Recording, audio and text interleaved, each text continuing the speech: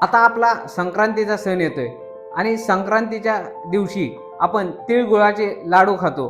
तर या संक्रांतीच्या दिवशी तिळाला एवढं का महत्त्व आहे हे आपण आज जाणून घेऊया।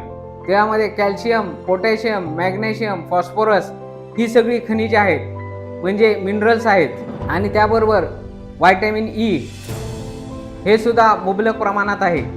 यामध्ये नॅचरल अँटीऑक्सिडंट आहेत, त्यामुळे आपल्या शरीराची रोगप्रतिकार शक्ती वाढते, म्हणजेच इम्युनिटी वाढते आणि आपण आजारी कमी पडतो।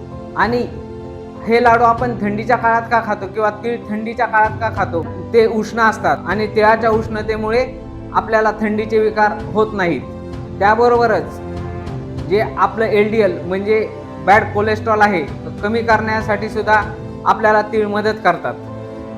तर असा आजच्या ट्रेंडिंगच्या जगात म्हणायचं झालं तर तीळ हे सुपरफूड आहे। तीळ कसे खावेत? तर तीळ हे दिवसातून 1 ते 2 चमचे जास्तीत जास्त खावेत। तीळ हे कोमट पाण्यासोबत किंवा दह्यासोबत खावेत किंवा तीळ सॅलडच्या वर स्प्रेड करून खावेत।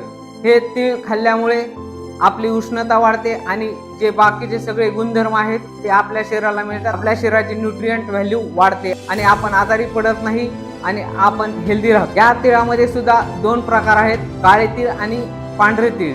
जे काळे तीळ आहेत त्यांच्यामध्ये सगळे व्हिटॅमिन आणि न्यूट्रिएंट जास्त आहेत, तर पांढरे तीळ आहेत त्यामध्ये कमी आहेत। जर तुम्हाला न्यूट्रिएंटसाठी तीळ खायचे असतील तर तुम्ही काळे तीळ खावा आणि या काळ्या तिळामुळे हाडे मजबूत होतात आणि केस गळण्याची समस्याही कमी होते।